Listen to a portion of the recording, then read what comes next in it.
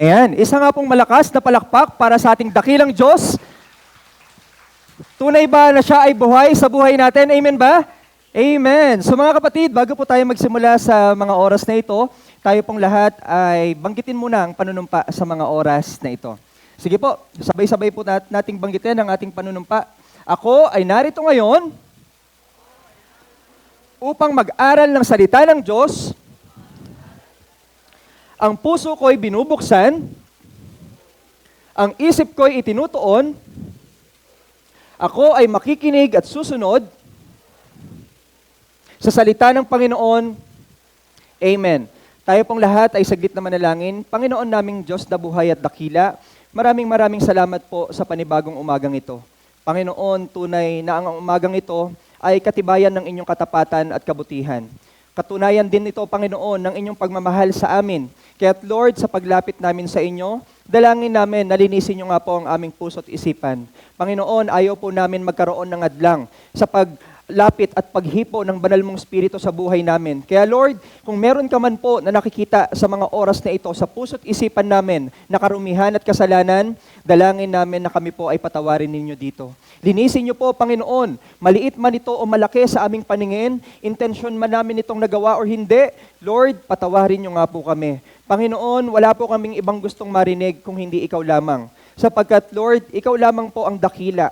Ikaw lamang po ang makapangyarihan. At ikaw lamang po, Panginoon, ang gumawa ng paraan para kami ay maligtas sa aming mga kasalanan. Kaya Lord, sa paglapit namin sa inyo, dalangin namin na hipuin niyo po ang puso namin. Nawa hindi po kami lalabas ng bulwagang ito nang wala pong naririnig na boses mula sa inyo. Nawa hindi po kami lalabas ng bulwagang ito nang wala pong natututunan mula sa inyo. Nawa, Panginoon, let the power of your Holy Spirit anoint us this day, O Lord God. In the name of Jesus, Panginoon, ikaw lamang po ang inahangad namin. Ikaw lamang po ang magaling, Panginoon. And according to your word, O Lord, in James 1:5, if any of you lacks wisdom, you should ask God. That's why, Lord, we are asking for this day ng wisdom na manggagaling sa inyo. And Lord, salamat po dahil ngayon pa lamang nakikita at naniniwala kami na kayo po ay mangungusap na sa amin. Panginoon, ilagay niyo po ako sa inyong likuran. Ikaw lamang po ang magaling, ikaw lamang po ang madakila, at ikaw lamang po ang maitaas. Sa pangalan ni Jesus, amen and amen. Tayo pong lahat ay makakaupo na po. Mga kapatid, may tanong po ako sa inyo. Sino po dito sa atin ang gustong maging masaya? Magsabi nga ng amen ang lahat ng gustong maging masaya. Amen. Praise God. Praise God po dahil nakikita ko pong normal pa po tayong lahat. Kasi alam niyo po mga kapatid, normal naman talagang maging masaya. Di ba? Normal na sa pang-araw-araw ng buhay natin ay ginugusto natin na hindi maranasan ng lungkot. Ginugusto natin na hindi maranasan ng pighati.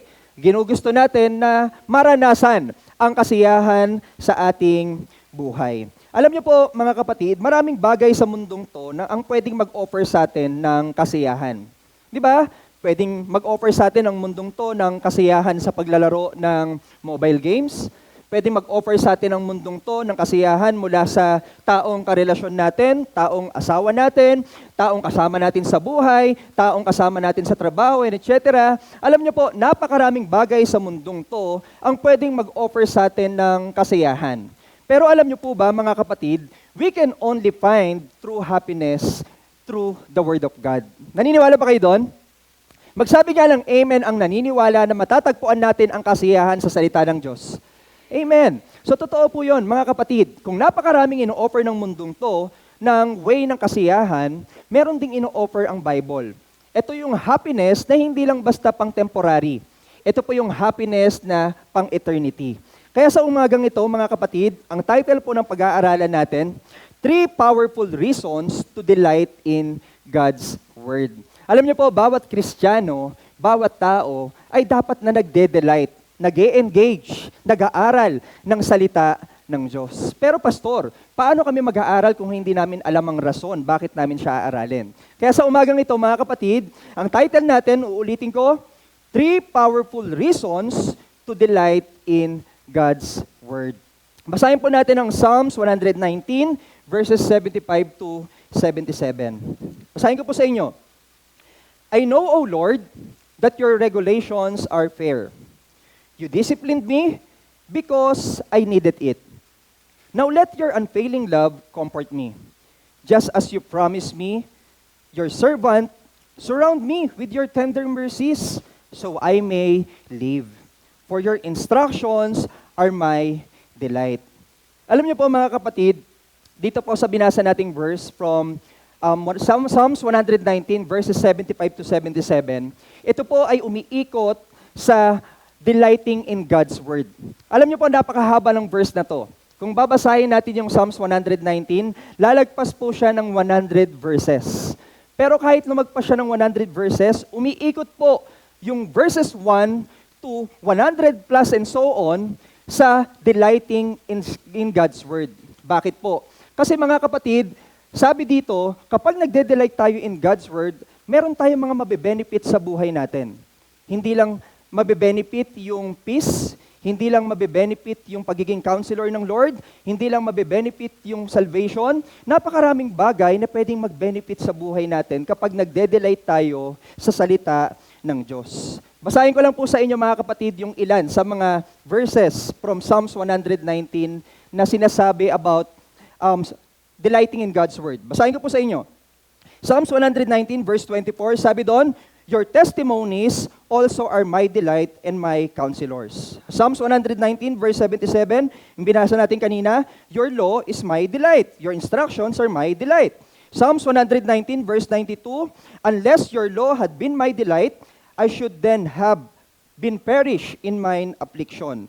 Psalms 119 verse 143, your commands are my delight. So napakaraming verses from Psalms 119 na pinapaikot at sinasabi at ine-emphasize yung delighting in God's Word. Pastor, ano nga ba ang ibig sabihin ng delight in God's Word? Ano nga ba ang ibig sabihin ng delight dyan sa binabasa natin? In Psalms 119 verse 77. Alam niyo po, ang delight ay galing sa Hebrew word na ang ibig sabihin ay shashua. Ulitin ko, shashua. Ang ibig sabihin means deep joy and satisfaction that comes from God's Word. Ulitin ko, ang ibig sabihin ng delight in verse 77 is deep joy. Hindi lang siya basta joy, hindi lang siya basta kagalakan or kasiyahan na mababaw lang at temporary. This is a deep joy na pwedeng hindi ma-compare sa ibang bagay sa mundong to. Di ba, naranasan niyo na ba yung deep joy?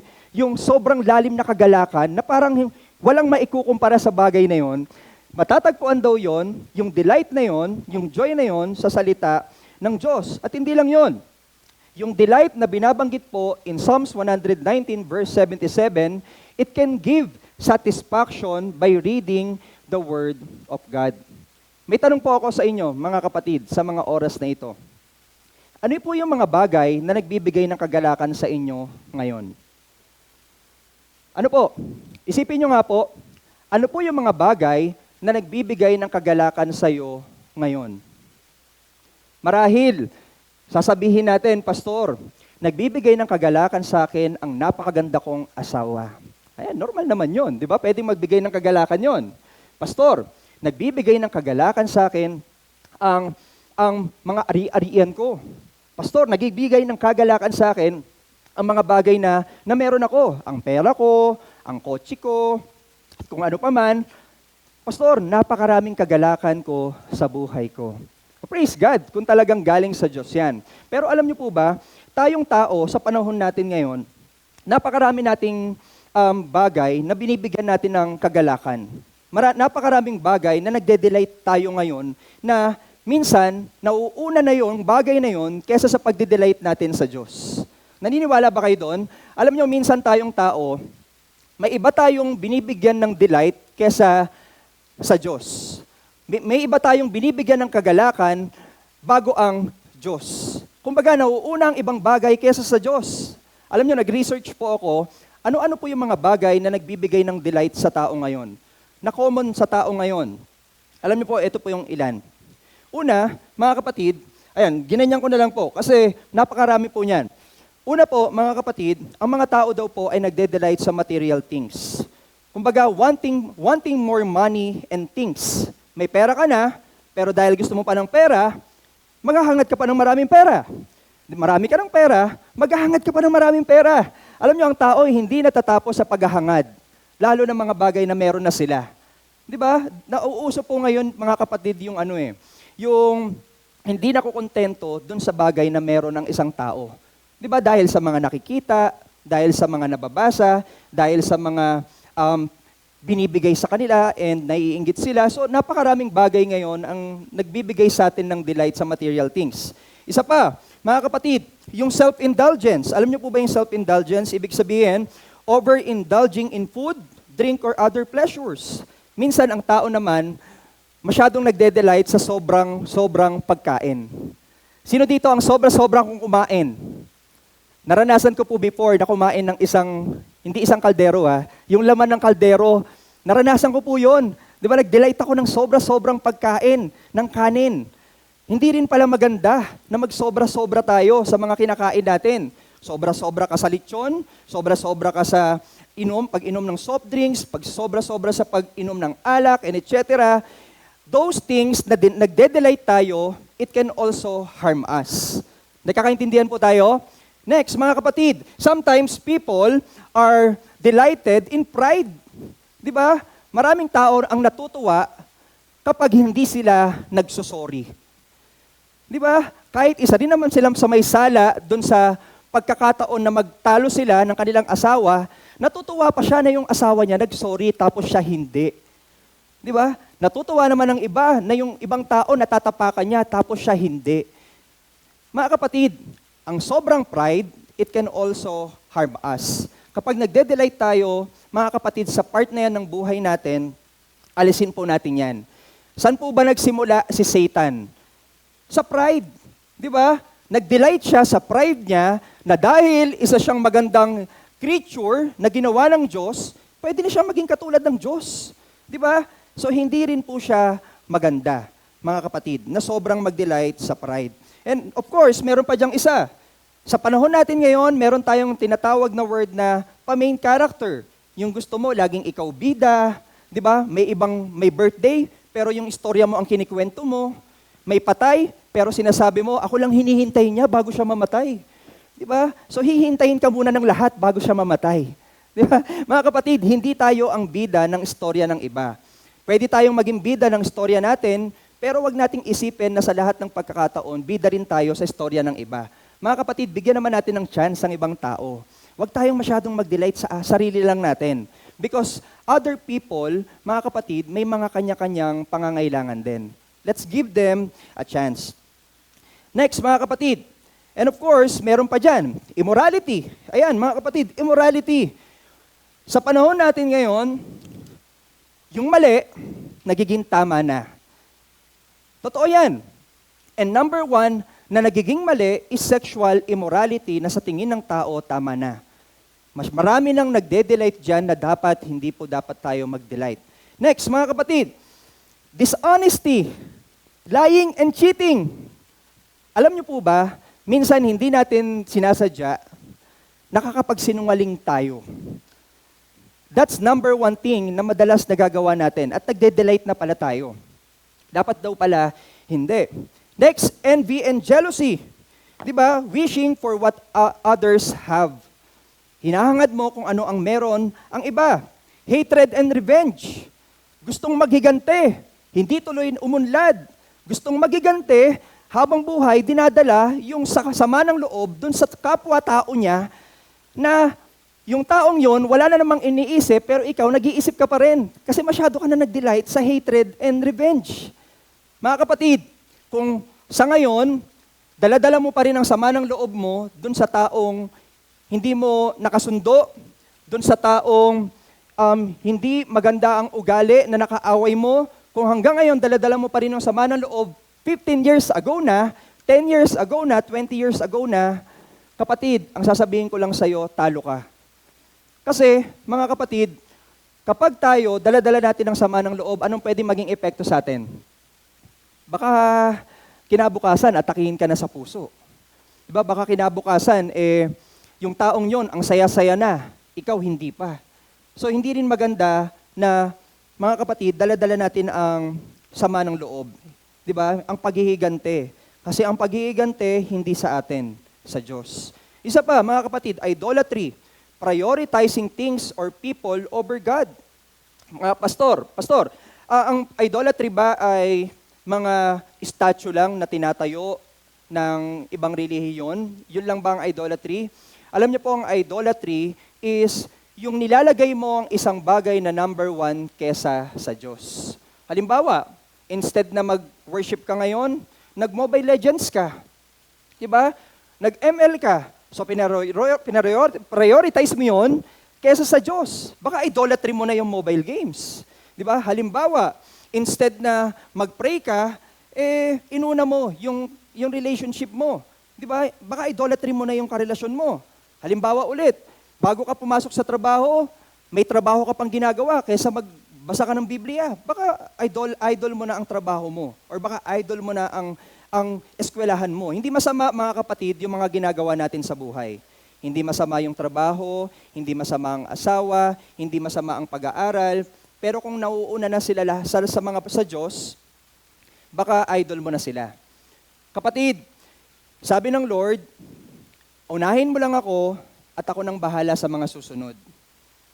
Unahin mo lang ako, tutulungan kita sa mga bagay na gagawin mo. So, mga kapatid, unahin po natin ang Diyos. Let's prioritize God over people and over things. Next, gambling.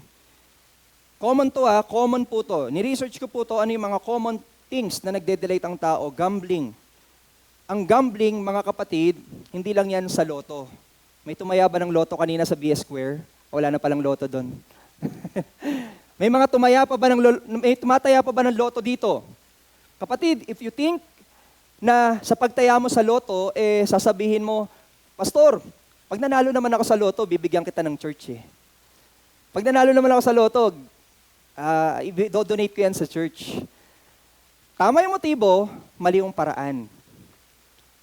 Kapatid, ang gambling is one thing na ayaw din ng Diyos.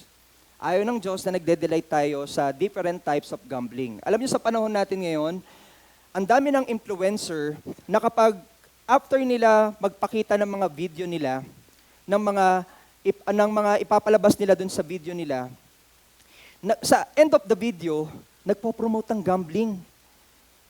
Mga kapatid, mas marami ang nasira ang buhay dahil sa sugal kesa sa mas marami ang gumanda ang buhay. Totoo po yun, mga kapatid. Ulitin ko, mas marami ang nasira ang buhay sa sugal kesa mas gumanda ang buhay. So kung sa panahon natin ngayon, sa tingin mo nagde-delight ka into gambling, tigilan na po natin. Hindi po siya maganda. Panandalian yung ibibigay sa iyo ang happiness. May mga nabalitaan nga ako one day nanalo ng 50 million sa casino. Pero one day lang yun. Pagkatapos ng araw na yon, talo na siya ng sunod-sunod. Tapos nalubog pa siya sa utang. Talo na ng sunod-sunod, nalubog sa utang, nagkasira-sira pa ang buhay. So, hindi maganda mag-delight sa bagay na yan. And of course, sinful entertainment. Mga kapatid, ano ba yung mga sinful entertainment? Alam nyo, lahat ng entertainment pwede siyang maging sinful kapag, ulitin ko, nauna siya kesa sa Diyos. Halimbawa, mag-church ka na ng kinabukasan ng Sunday, nagpuyat ka pa kakanood ng K-drama. Di ba? Alas 6 na, hindi ka patulog. Pastor, season 9 na ako episode 10, patapos na. O patapos na rin ang buhay mo, kakapuyat mo. Di ba? Kapatid, lahat ng entertainment sa media and sa social media, kapag nauuna siya sa Diyos, it will become sinful entertainment. Hindi lang yung mga malalaswang bagay. Hindi lang yung mga salitang hindi magaganda na naririnig natin from music and songs. Hindi lang yon. Lahat ng entertainment na nauuna kaysa sa Diyos, nagiging sinful po siya. So mga kapatid, don't delight on those things. Mag-delight ka pero hindi palagi. Huwag sobra. Saan tayo mas dapat mag-delight, mga kapatid? Sa salita ng Diyos. So mga kapatid, delighting in God's Word is essential for spiritual growth and true self. Ulitin ko, tayo pong Christians, alam ko na alam nyo na kaya tayo nandito kasi gusto nating mag-aral ng salita ng Diyos. Pero, bakit nalagay ko dito yung blank? So mga kapatid, nakalagay dyan, delighting in God's Word is essential for our spiritual growth. Nakalagay dyan spiritual growth and true self. Bakit true self, mga kapatid? Alam nyo, mga kapatid, kung ang katawan natin ang kinakain, mga pagkain na nagbibigay ng sustansya sa atin para maging okay ang physical body natin, kung kinakain natin mga hindi magandang pagkain, hindi magiging maganda ang physical body natin, kapatid, ang pagkain po ng spirito natin, ang true self natin, ay ang salita ng Diyos. Bakit ko sinasabi na ang pagkain ng true self natin ay ang salita ng Diyos? Bakit true self? Bakit? Kasi itong physical body natin, temporary lang itong maninirahan dito. Ang totoong ikaw, yung nasa loob mo. Ang totoong ikaw, yung nasa sayo, na pupunta ng langit balang araw. Kung papupuntahin mo yan ng langit na kapayapayat, kapatid, ano sasabihin sa'yo ng Diyos? Anong pinakain mo sa espiritu mo? Bakit naman malnourished ang katawan mo? Bakit naman hindi mo alam kung nasan si Habakkuk sa Bible? Bakit naman hindi mo alam kung nasan ang Genesis? Anong pinapakain mo sa espiritu mo? Anong pinapakain mo sa true self mo? Our true self is inside of us. Mga kapatid, itong pangharap na to, itong physical body na to, mga kapatid, temporary lang yan. Hindi yan yung tunay na ikaw. Yung tunay na ikaw, nasa sayo na dapat pinapakain mo ng salita ng Diyos. Amen ba? Gising pa ba kayo? Amen. So intro pa lang yan. Mukha nga daw intro pa lang. So mga kapatid, ano nga ba yung tatlong rason? What are the three powerful reasons that we need to understand na dapat nating aralin at mag-delight tayo sa salita ng Diyos? Kasi alam nyo, totoo to hindi lahat ng Christian nagbabasa ng salita ng Diyos. Hindi lahat ng Christian, matatawag na Christian, na nagsasabi na nagbabasa sila ng salita ng Diyos. Madaling sabihin na Kristiyano ka pero kung tatanungin ka, nagbabasa ka ba ng salita ng Diyos? Minsan hindi na nasasagot. Kasi hindi lahat nagbabasa ng salita ng Diyos. That's why it's very important to go back to the Bible. It's very important to go back doon sa dapat nating aralin sa mga oras na ito. So number one powerful reason is God's Word is righteous. God's Word is holy. God's Word is just. Walang kahit na anong libro sa mundo natin ngayon ang magagawa ng Bible sa buhay mo. God's Word is righteous. Basahin ko in verse 75. I know, O Lord, that your regulations are fair. Tingnan niyo yun. I know, O Lord, that your regulations are fair. Ang mga utos mo, ang mga batas mo ay patas, ang batas mo ay matuwid. You discipline me because I needed it. As a Christian, kailangan natin ang batas ng Diyos. Bakit? Ano sabi diyan? Para sa disiplina ng ating buhay. Kung sa mundong to, may mga paraan ng magulang natin para disiplinahin tayo, minsan ang ginagamit na pangdidisiplina sa mga anak yung tatay. Susumbong kita sa tatay mo para disiplinahin. Di ba? Susumbong kita sa guru mo. Susumbong kita kay ganyan. Napakaraming paraan ng tao para disiplinahin ng isang bata, para disiplinahin ang isang empleyado, para disiplinahin ang isang mag-aaral. Napakaraming paraan ng tao. Pero ang paraan natin para madisiplina tayo, alam nyo kung ano? Yung salita ng Diyos. Kasi ito po ay holy and righteous. Mga kapatid, God's laws are fair and pure. They have no impurity or sin. Katulad ng sabi ko sa inyo kanina, napakaraming bagay sa mundong to, libro sa mundong to, na pwedeng makatulong sa atin. Sino po dito ang mahilig magbasa ng libro? For sure, marami.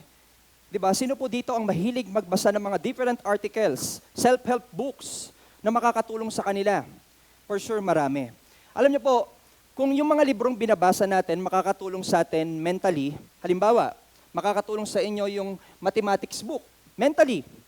Halimbawa ulit, makakatulong sa iyo yung mga self-help books like Atomic Habit, makakatulong sa iyo para baguhin yung habit mo.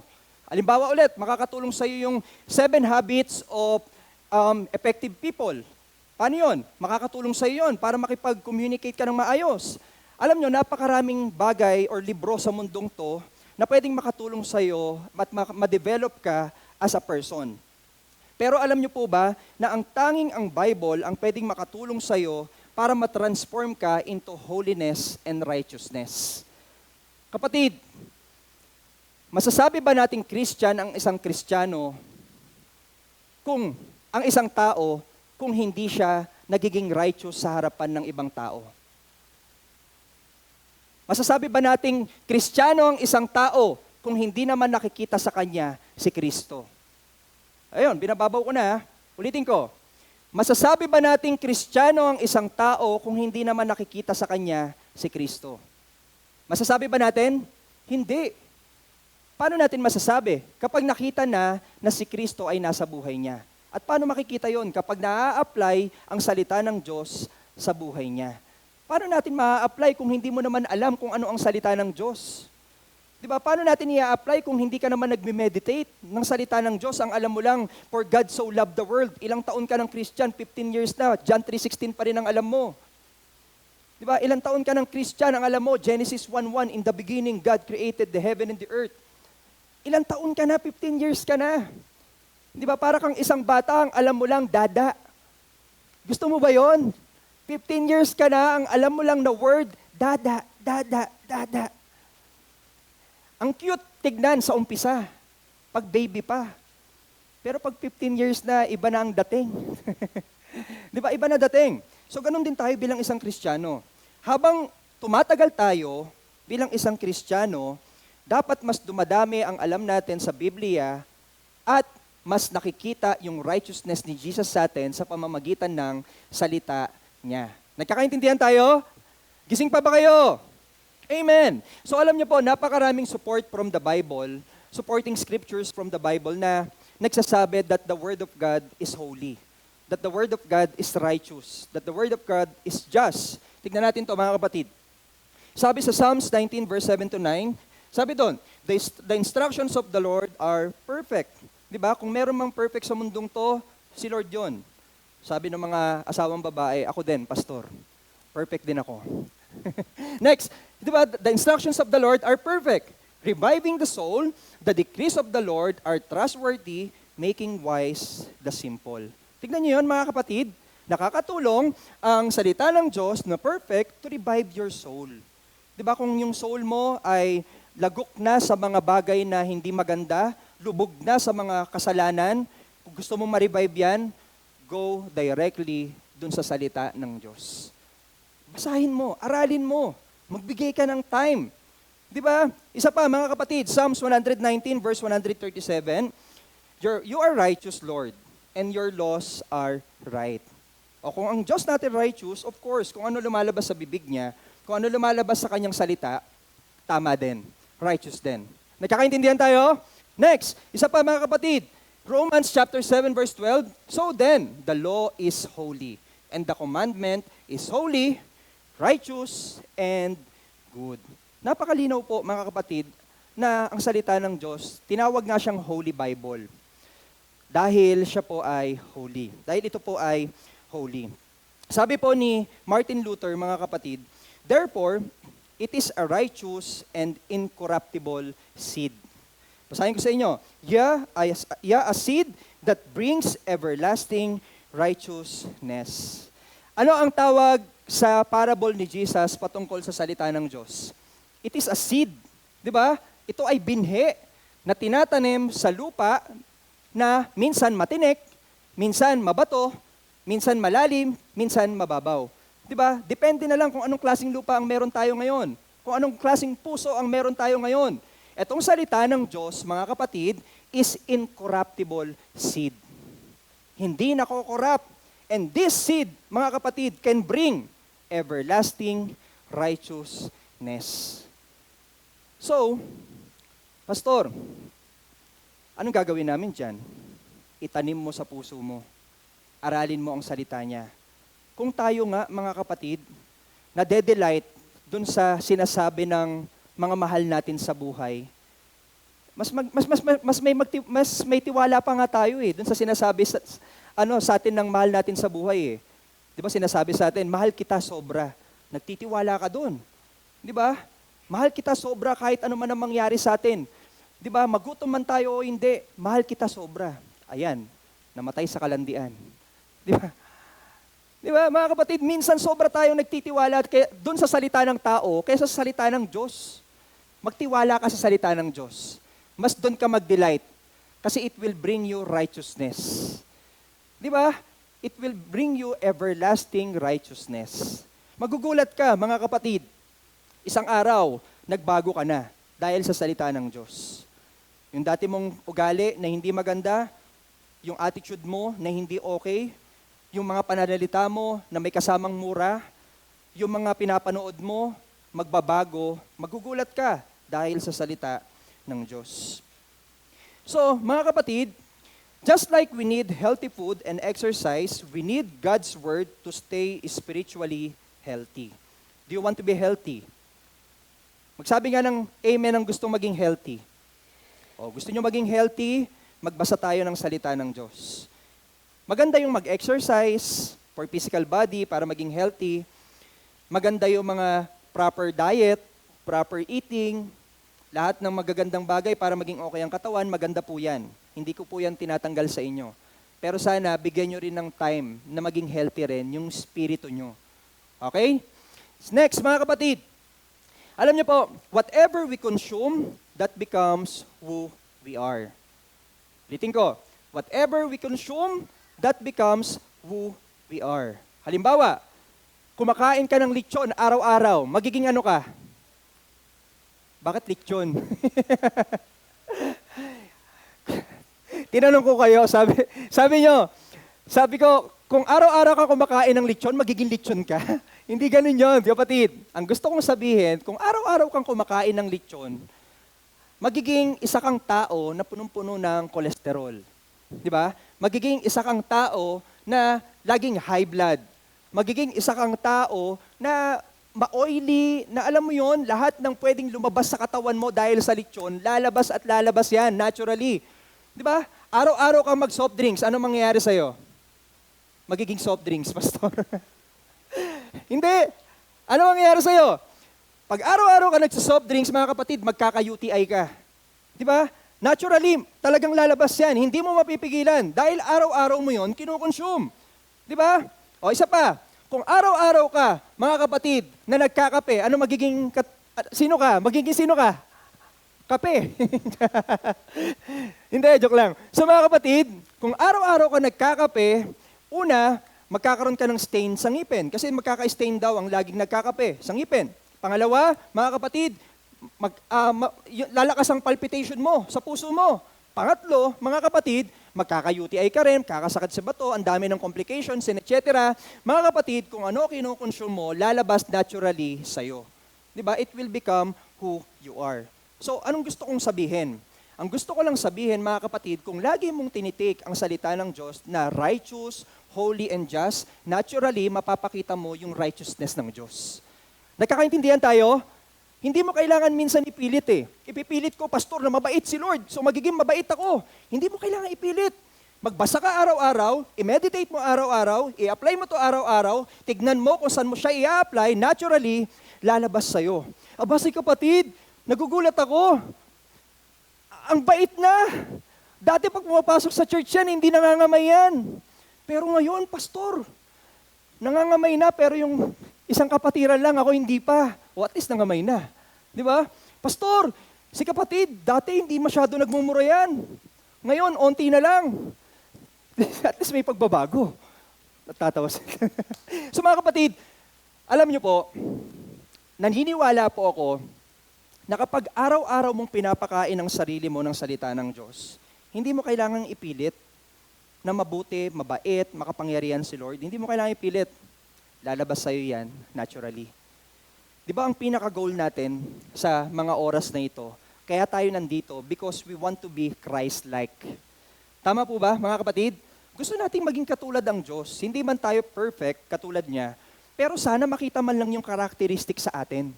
Di ba? Pero sana makita man lang yung kabutihan ng Diyos na dumadaloy sa atin. Paano yon? Pakainin mo araw-araw ang sarili mo ng salita ng Diyos. Because the righteousness of God flows through the Word of God. There's no other way, mga kapatid, sa mga Christian. Alam niyo po, there's no other way para sa atin na makita yung righteousness ng Diyos sa buhay natin. There's no other way para ma-apply natin ang righteousness ng Diyos sa buhay natin. Walang ibang way kung hindi ang salita ng Diyos. So kung sasabihin mo sa akin, Pastor, sapat na siguro na nagsisimba ko linggo-linggo.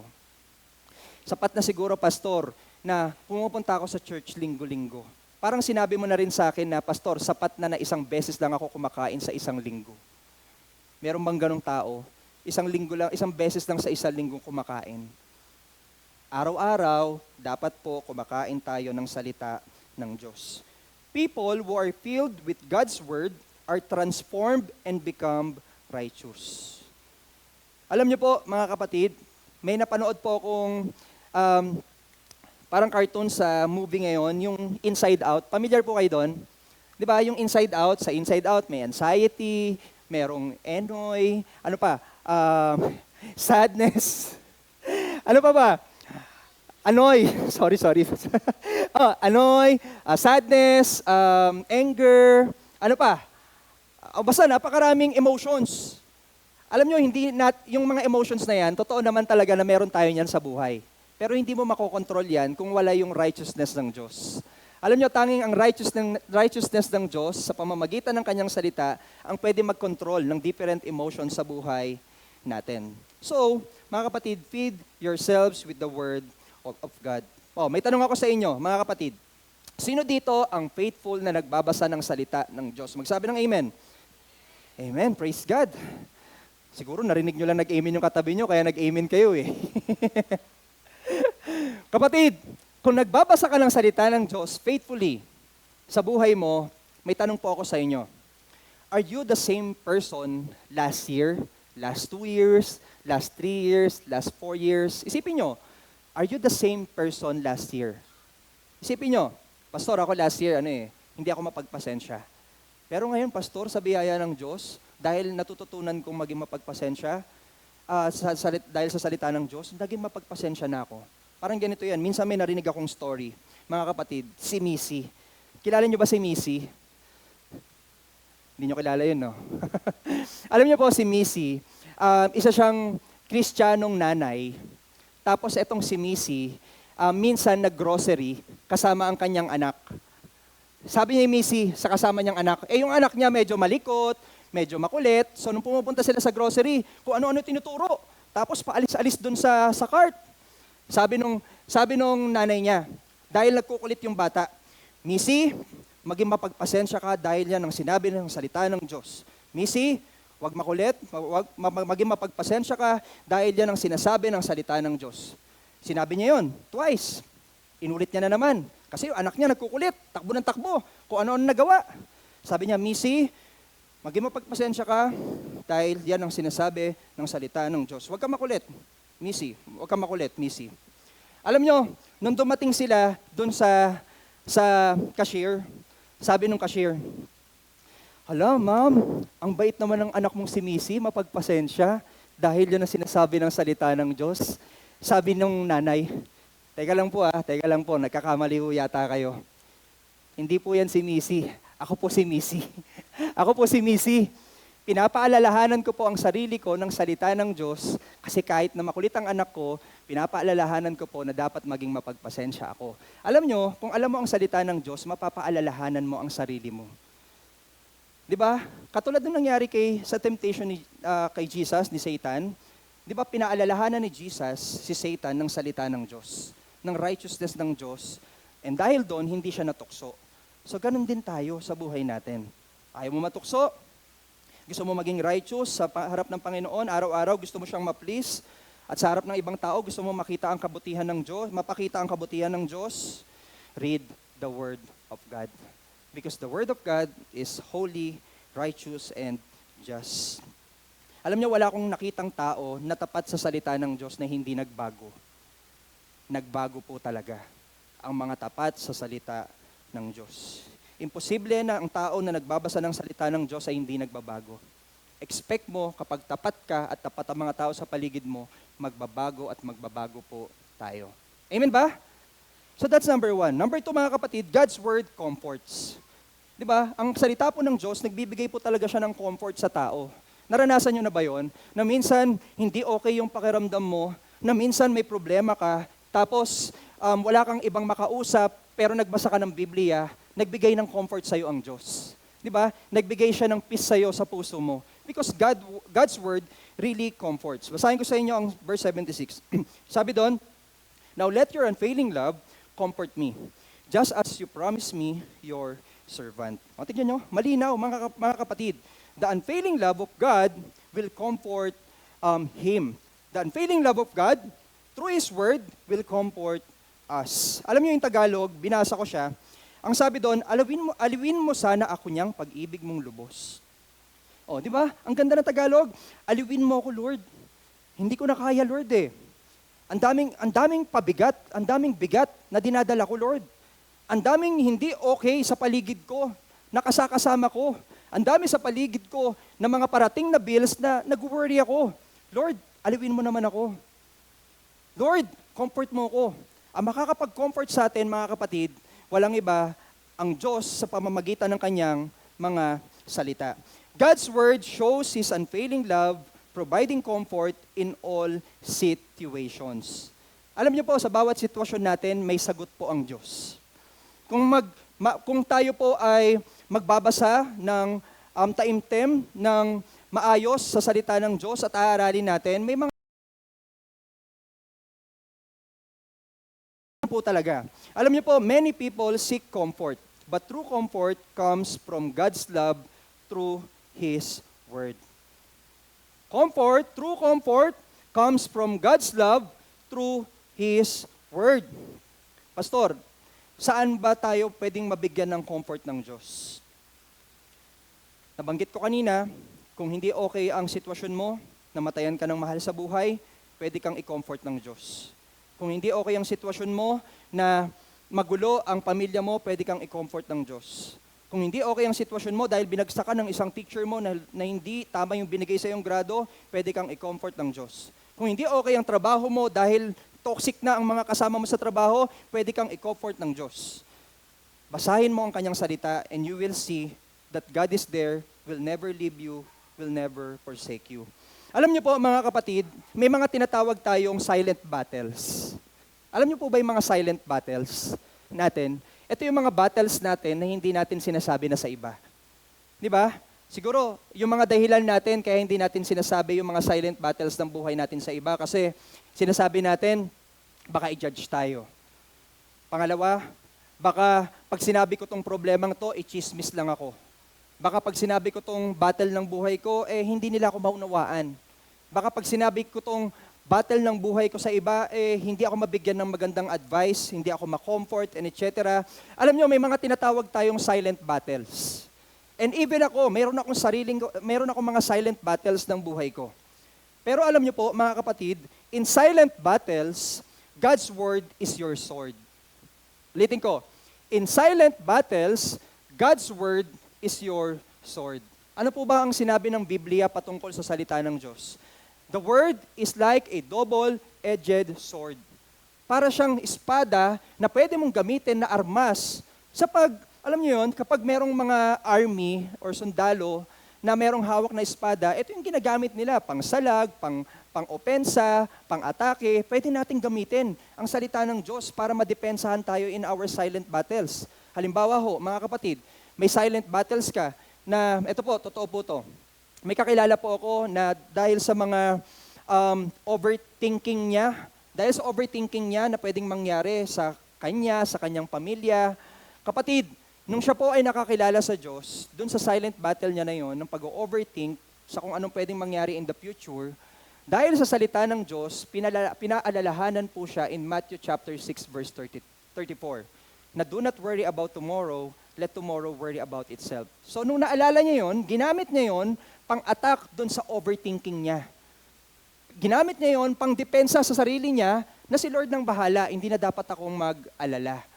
Alam niyo kung wala tayong alam na salita ng Diyos, paano mo dedepensahan ang sarili mo? Kung hindi mo alam ang salita ng Diyos, paano mo aatakihin ang kaaway kapag inaatake ka niya?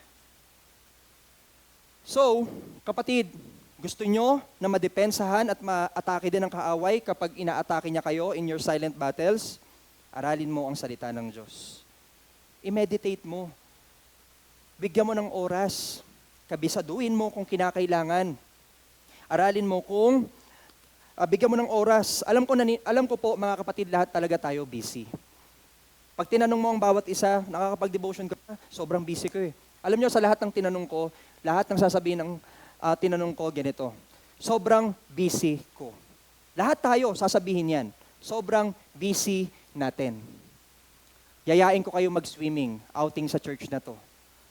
Aba, ilan sa atin dito, alas 5 pa lang, nandito na. Totoo yan.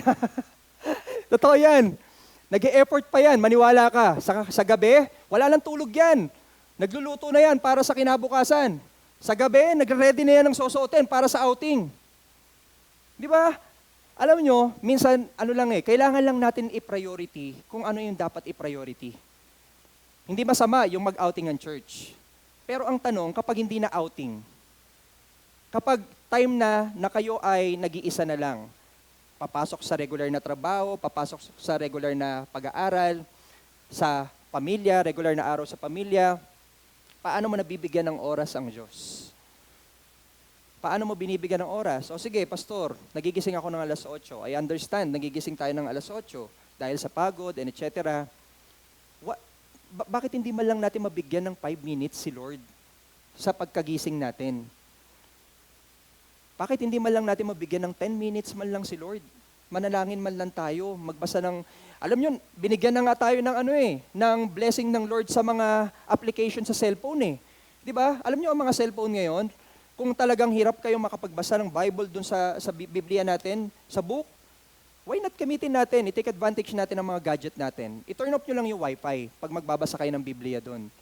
Kasi instead na mabasa mo yung Jeremiah 29 verse 11 na for I know the plans I have for you, baka mabasa mo yung text sa'yo ng mahal mo sa buhay na may plano rin ako sa'yo. So sino paniniwalaan mo? Siyempre, i-turn off mo muna bago tayo magbasa ng Biblia kung cellphone ang gagamitin natin. Mga kapatid, lahat tayo may time. Hindi daw po totoo yung sinasabi ng tao na lagi akong busy, wala akong time. Lahat tayo may time. Lahat tayo binigyan ng Diyos ng 24 hours. Tama po ba? Yung katabi mo ba binigyan ng 25 hours? Isang planeta ka galing. Yung katabi mo ba binigyan ng mas maraming oras kaysa sa'yo? Lahat tayo binigyan ng Lord ng 24 hours. So yung 24 hours na yon, hindi mo mabigyan ng 5 minuto, 10 minuto, 15 minutes, 20 minutes ang Diyos. Hindi mo mabigyan yung salita niya. Tayo nga, bigay ng oras dun sa panonood kay Alice Gu Di ba? Mas alam pa natin yung hindi ko alam. Hindi ko alam, my honor, your honor. Hindi ko po alam, hindi ko na po maalala. Baka pag tinanong kita ng John 3:16, ang sagot mo, hindi ko na po maalala, your honor. Kapatid, bigyan nyo ng oras si Lord. Ang dami ng bagay sa mundong to na binibigyan natin ng investment. Sa TikTok, sa Facebook, sa YouTube. Bigyan mo naman si Lord ng oras. Baka magtampo sa'yo si Lord. Tandaan nyo, ang Diyos natin ay seloso rin. Huwag nating hayaan na maging jealous si Lord sa atin dahil sa mga bagay na inuuna natin kesa sa Kanya. Give time to God so you can experience His comfort. Alam niyo po mga kapatid, find your comfort in God and you will never feel disappointed. Ulitin ko, find your comfort in God and you will never feel disappointed. Alam mo, naniniwala ako dito. Hindi ka talaga madi-disappoint. Kasi naranasan ko yan Di ba? Personal kong naranasan yung comfort ng Lord galing sa salita niya. Nung time na nalulungkot ako at nag-iisa ako, ang sabi ng Lord sa akin, mapalad ang mga taong nalulungkot ngayon. Sabi sa Mateo, sapagkat balang araw, sila ay magiging masaya. Di ba? Nalulungkot ka ngayon? Sabi ng salita ng Diyos, balang araw, magiging masaya ka. And dumating ang time na naging masaya naman ako. Mapalad ang mga taong nagtsatsaga ngayon kasi balang araw sila ay magiging, sa tingin nyo? Kung matyaga ka ngayon, balang araw ay aanihin ang mga bagay na kanyang tinanim. Nagtyaga ka Nagtyaga ka na maging mabuti, balang araw, aanihin mo yung mga bagay na yan. So, mga kapatid, find comfort in God and you will never feel disappointed. This is very important. Personal to. Kung hindi mo mahanap ang comfort mo sa tao, hanapin mo ang comfort mo sa Diyos. Kung hindi mo mahanap ang comfort sa tao, huwag mong hanapin ang comfort sa, sorry for the term, huwag mong hanapin ang comfort mo sa alak. Huwag mong hanapin ang comfort mo sa mga bawal na gamot. Huwag mong hanapin ang comfort mo sa mga maling barkada. Huwag mong hanapin ang comfort mo, mga kapatid, sa bagay na sa tingin mo ay nagkakasala ka. Hanapin mo ang comfort mo sa Diyos na pwede kang yakapin. Hanapin mo ang comfort mo sa Diyos na pwede kang sabihin na mahal kita kahit sino ka pa. Hanapin mo ang comfort mo sa Diyos na magsasabi sa iyo na hindi kita iiwan ni pababayaan man. Amen ba? Amen. So find comfort in God because God's Word gives comfort. So mga kapatid, ito po yung may nakita po akong picture in the internet na pwede nating magamit na mga verses. Hindi ko na po siya ma-zoom pero marami pong verses from the Bible na pwede nating gamitin kapag tayo ay dumarating sa situation na kailangan natin ng comfort. May nakita kasi ako sa Facebook I think sa Taguig ba yun, na meron daw emergency hotline. Kapag meron kang problema, pwede mong tawagan. Pag meron kang problema, pwede mong humanap ka ng kausap, tawagan mo lang tong number na to. Alam niyo po, na-realize ko na hindi sila 24/7. Na-realize ko na hindi kagad sila sasagot. Pero alam niyo po, ang salita ng Diyos, 24/7 kasama mo, hindi mo kailangan ng wifi, hindi mo kailangan ng cellphone, hindi mo kailangan ng load kung ano-ano pa man para makausap ang Diyos. Lumapit ka directly dun sa Bible at kakausapin ka ng Diyos. Ito po yung mga ilan. When in sorrow, John 14. When men fail you, ano sabi? Psalms 27. When you have sin, pag nagkasala ka, Psalms 51. When you have worry, Matthew 6:19-34. When you are in danger, Psalms 91. When God seems far away, Psalms 130. Lahat po ng yan na mga nabanggit ko, mga kapatid, at kung babasahin niyo pa, merong kasagutan ng Diyos. He can give you comfort 24/7. So come to Him directly in the Word of God. Nagkakaintindihan tayo? Gising pa ba kayo? Pakisabi nga sa katabi mo, God's Word gives comfort. Ayan. So praise God. And number 3, mga kapatid, God's words gives life. Ang salita po ng Diyos pwedeng magbigay ng buhay. Anong ibig kong sabihin? Tignan nyo to. Verse 77. Sabi diyan, surround me with your tender mercies, so I may live. For your instructions are my delight. May tanong po ako sa inyo. Yung nagsulat ba ng Psalms 119 verse 77, that time, hindi po ba siya buhay? Hindi po ba siya buhay? Buhay siya. Pero bakit sabi niya, surround me with your tender mercies so I may live. Para mabuhay ako, Lord. Diba? Lord, surround me ng awa mo, ng habag mo, ng salita mo para mabuhay ako, Lord. Bakit sinasabi niya yun? Buhay naman siya that time. Alam niyo po, mga kapatid, sometimes we can live without feeling alive. Totoo yan. Diba? We can live without feeling alive. Para tayong zombie, buhay ka pero hindi mo alam kung saan ka pupunta.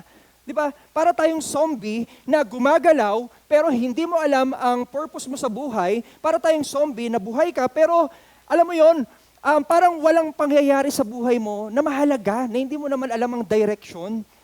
Kapatid, ang salita ng Diyos ang pwede pong magbigay ng buhay sa atin. Ang salita ng Diyos ang pwedeng magbigay ng buhay sa atin na punong-puno. Si Jesus po ang nagsabi niyan. Basahin ko sa inyo ang John 10:10. Sabi doon, mga kapatid, I have come that they may have life. Tignan niyo yan, mga kapatid. Alam, may buhay sila, yung mga tao, nung bago pa dumating si Jesus. Pero ang espiritu nila, patay. Si Jesus dumating so that they may have life. Sa salita ng Diyos, mga kapatid, when Jesus said, He come that we may have life, ibig sabihin, mga kapatid, minsan ang espiritu mo patay.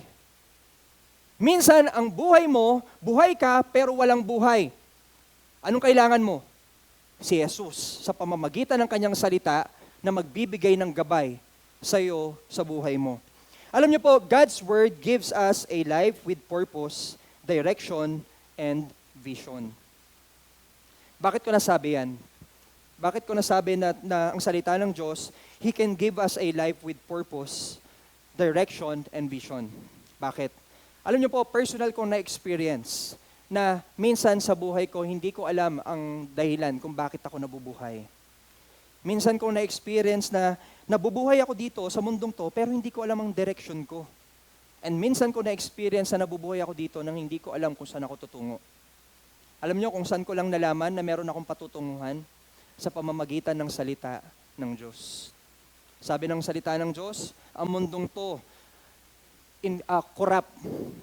Nabasa ko po yan. Sabi niya, ang mundong to ay punong-puno ng mga taong hindi alam ang salita ng Diyos. Ang mundong to, maraming tao dito ang pupunta ng impyerno. Alam niyo, dumating sa time, mga kapatid, na nagkaroon po ako ng isang panaginip regarding that. And nung time na yon, bago pa yon, hindi ko talaga alam kung anong purpose ko sa buhay. Pero alam niyo po, mga kapatid, nung time na kinausap ako ng Diyos sa pamamagitan ng panaginip, ganito po ang nangyari. Sa panaginip ko, mga kapatid, ang nangyari ho, lumindol. Lumindol ng napakalakas. At sa lindol na yon, nag-create ng napakalaking gap.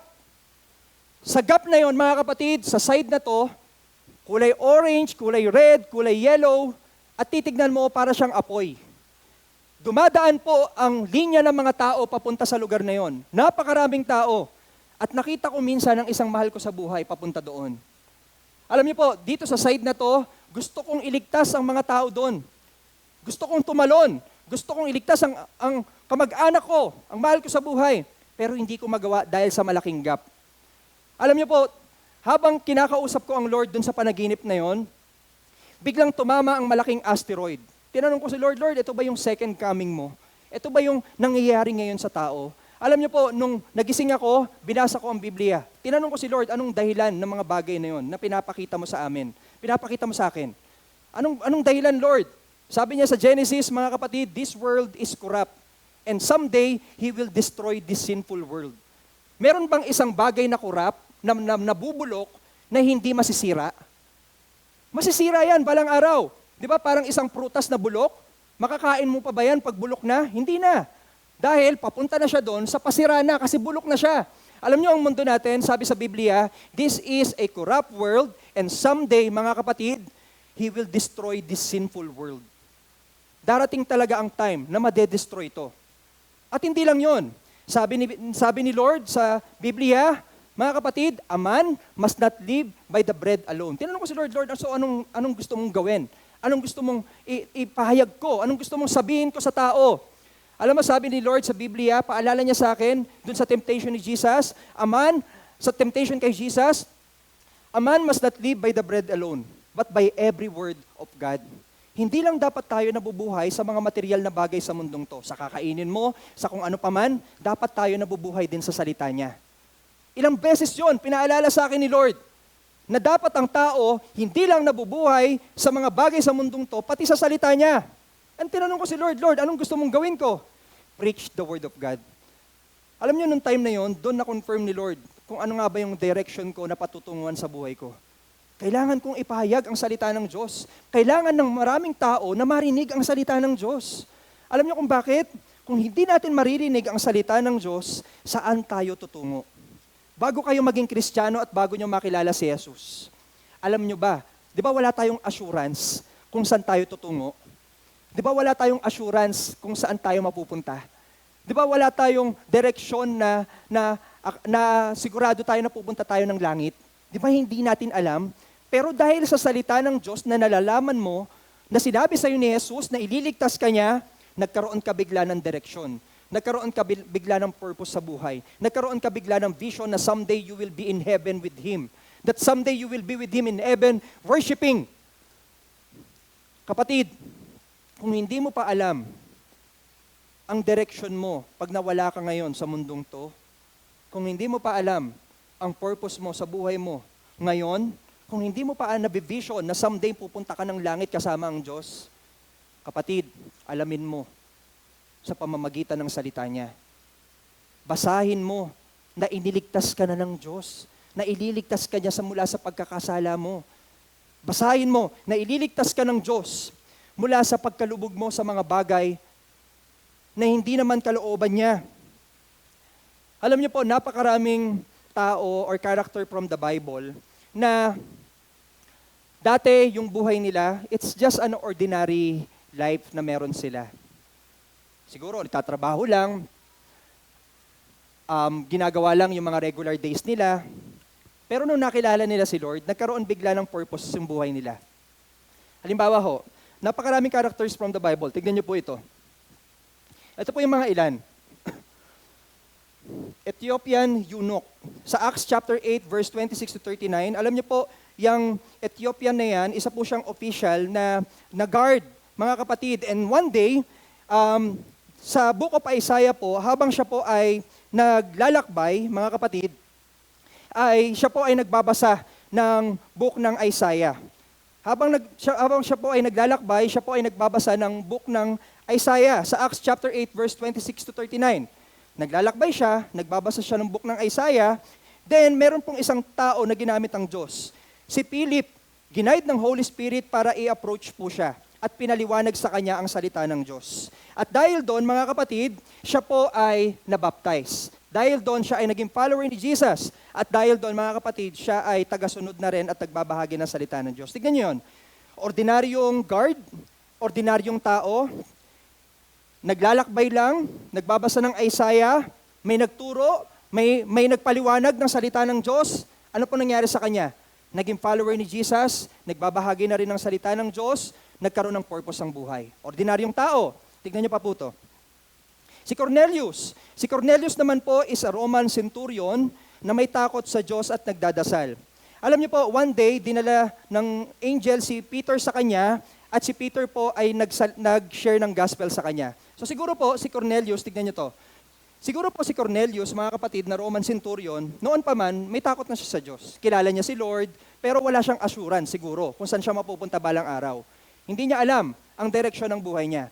Pero one day, mga kapatid, dumating si Peter, shinare yung gospel sa kanya, nalaman niya ang salita ng Diyos, ano na pong nangyari sa kanya. Mga kapatid, nakakilala siya sa Diyos, nagkaroon ng direksyon at purpose ang buhay niya, hindi lang yon, pati pamilya niya, nagkaroon na rin ng direction at purpose sa buhay. Sila ay naging tagasunod na ni Jesus, hindi na lang sila basta ordinaryong pamilya. Sila po ay naging tagasunod na ng Diyos. Alam niyo yung pamilya natin, hindi lang basta ordinaryo yan kapag sila po ay sumusunod sa Diyos.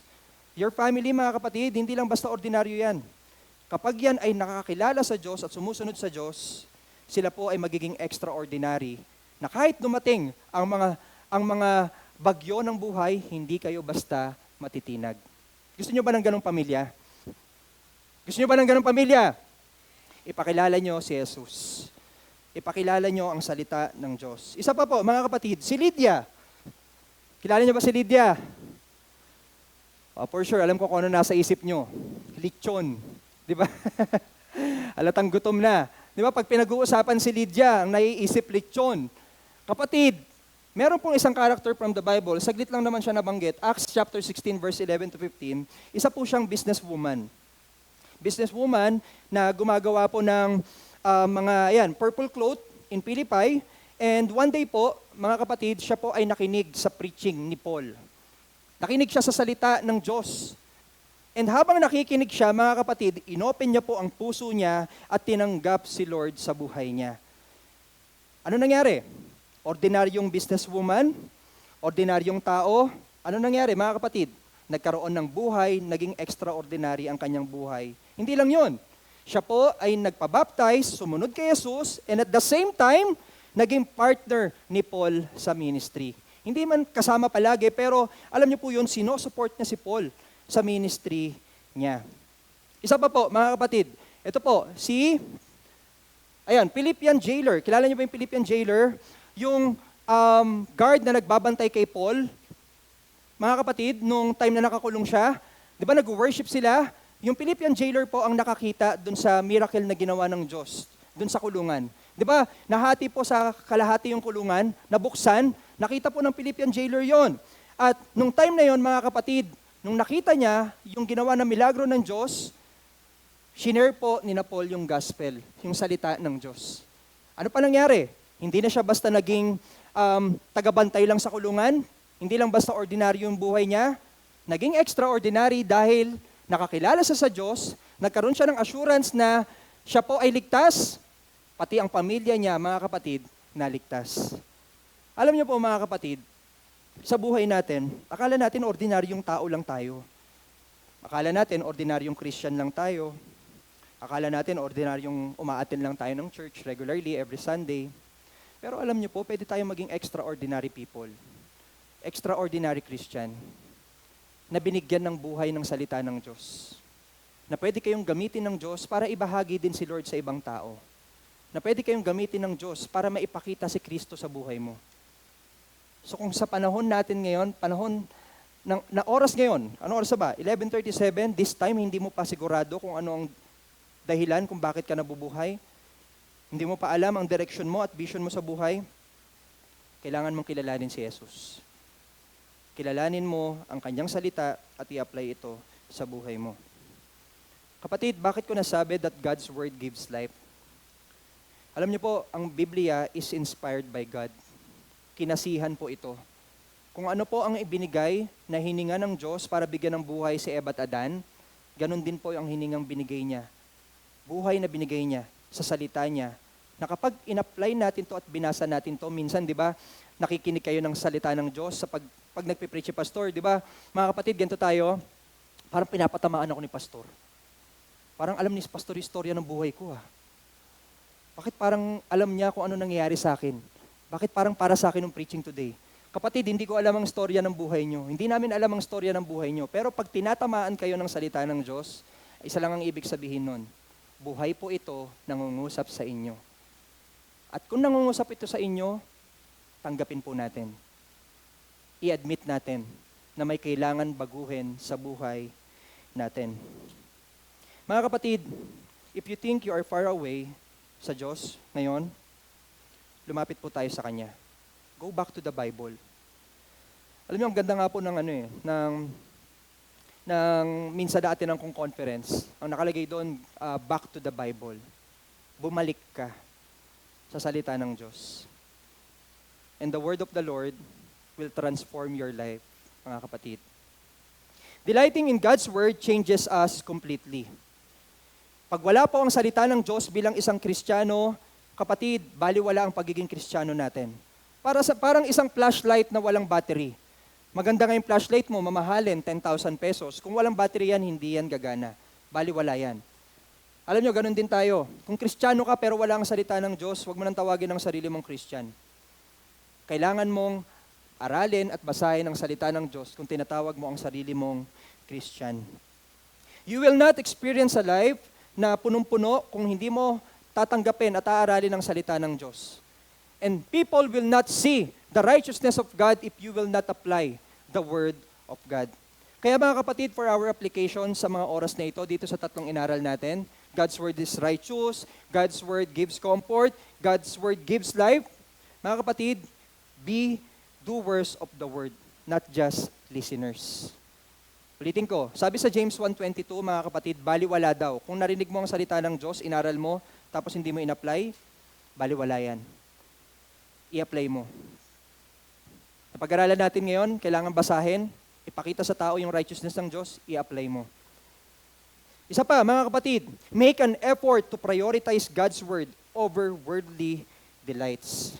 Sabi sa Matthew chapter 6, verse 33, mga kapatid, seek you first the kingdom of God. Prioritize the kingdom of God above anything else. Hindi lang in church ang kingdom of God. Ang kingdom of God can find in the Bible. Hanapin mo doon.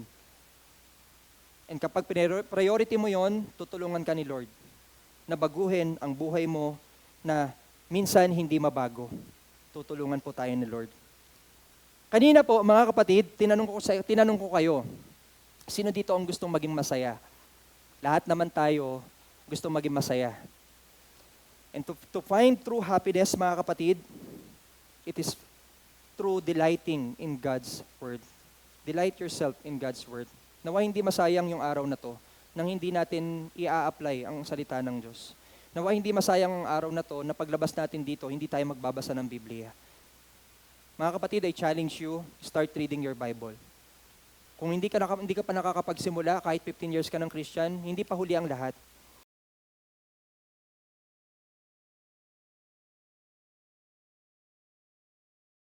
Nakakapagsimula, hindi pa po huli ang lahat. Kung kailangan mo na makakasama para tulungan ka, para gabayan ka, napakarami pong mga leaders dito. Napakarami mga nagdi-discipler. Huwag po tayong mahiyang lumapit sa kanila. Nandito tayo dahil day by day, gusto natin maging katulad po ng Diyos sa buhay natin. Amen? So palakpakan po natin ng Diyos. Tayo pong lahat ay saglit na manalangin. Panginoon naming Diyos, maraming salamat po sa oras na ito. Maraming salamat po, Panginoon, sa inyong mga salita na holy, righteous, and just. Panginoon, dalangin namin na ang mga salita ninyo ay patuloy na makita naming mahalaga sa buhay namin. Lord, tunay na wala kaming magagawa kung wala pong paggabay na mula sa inyo. Kaya Lord, dalangin ko na sa bawat isa, makita na ang inyong salita ay magiging gabay nila sa bawat lakbayan ng buhay nila. Panginoon, tunay na makapangyarihan ang mga salitang manggagaling sa inyo. Tunay, Panginoon, na buhay ang mga salitang nanggagaling sa inyo. Kaya't dalangin ko, O Lord, na ito ay makita sa buhay namin. Panginoon, ayoko pong mabaliwala ng oras na ito na nag-aral kami pero hindi na-apply. Dalangin ko na bigyan niyo po ng kalakasan ng bawat isa. Bigyan niyo po ng grasya ninyo at ipakita ninyo, Panginoon, na ang pagiging Kristiyano ay ang Kristiyanong nag-aaral ng salita ng Diyos. Salamat po, Panginoon, sa ginawa mo sa krus ng Kalbaryo. Tunay, Panginoon, na sa pamamagitan ng pagpapako mo sa krus at sa pagkabuhay mong muli, kami po ay nagkaroon ng buhay na walang hanggan. Salamat po, Lord, for everything. Thank you for what you did on the cross and thank you for what you will do sa buhay pa namin ito. We offer you the highest praises. We offer you the highest honor. We offer you the highest glory. In Jesus' name we pray. Amen and amen.